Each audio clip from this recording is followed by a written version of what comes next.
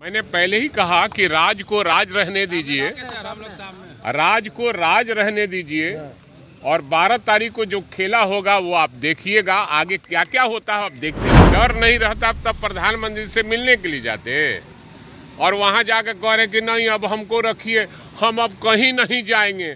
तो यहाँ भी आए थे तो कहे थे कि मर जाएंगे मिट जाएंगे, लेकिन हम बीजेपी में फिर से लौटेंगे। जनता के प्रतिनिधि होता है, जनता का कहीं कोई काम नहीं हो पा रहा है, इसलिए सारे विधायक उनके खिलाफ में कहावत है ना कि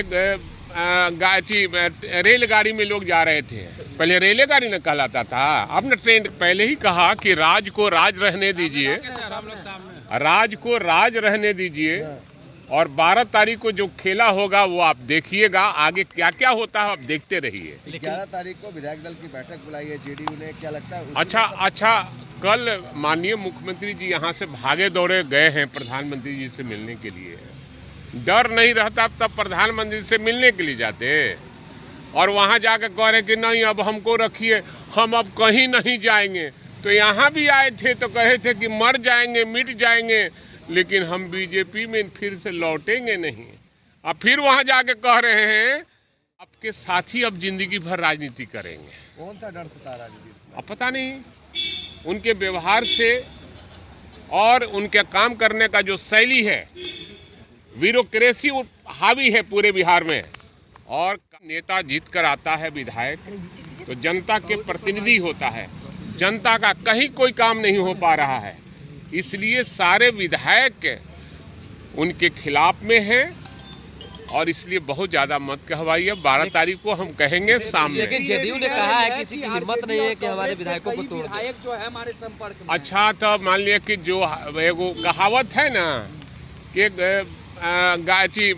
रेलगाड़ी में लोग जा रहे थे, पहले रेलगाड़ी न कहलाता था, अब न ट्रेन कहलाता है। तो एक आदमी मारा उसको, एगो को हटने के लिए, हटो भाई बैठेंगे, तो कहा कि नहीं बैठेंगे, नहीं देंगे।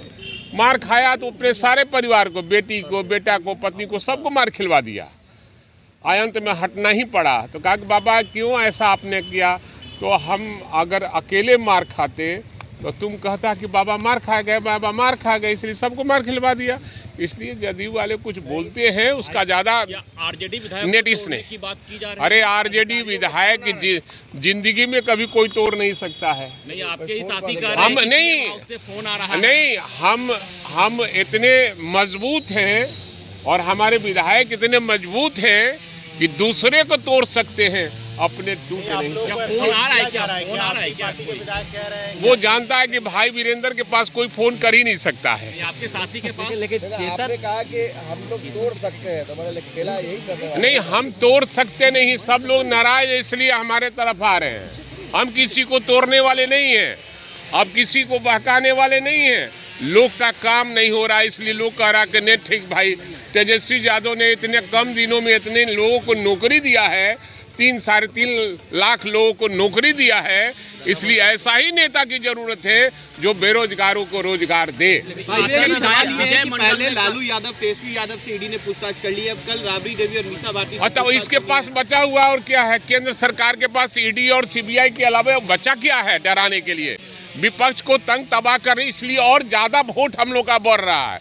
पूरे देश में विपक्षियों का एकता एक हो रहा है और वोट भी हमारा एकदम बूम कर रहा है। आप लोग को फोन कर रहे हैं, आपके पार्टी के विधायक कह रहे हैं कि अप्रोच किया जा रहा है लगातार। अब इसके बारे में हमको जानकारी, जिसके बारे में जानकारी नहीं, मैं उस पर कुछ नहीं बोल सकता। लेकिन तोड़ने की बातें आ रही है, मैं तोड़ना ही रहा हूँ, उनसे नाराज लोग चल रहे हैं और इसलिए चाहते हैं कि मुख्यमंत्री तेजस्वी प्रसाद यादव बने ताकि बेरोजगारों को रोजगार मिल सके। 12 तारीख को कुछ होगा इसका मतलब?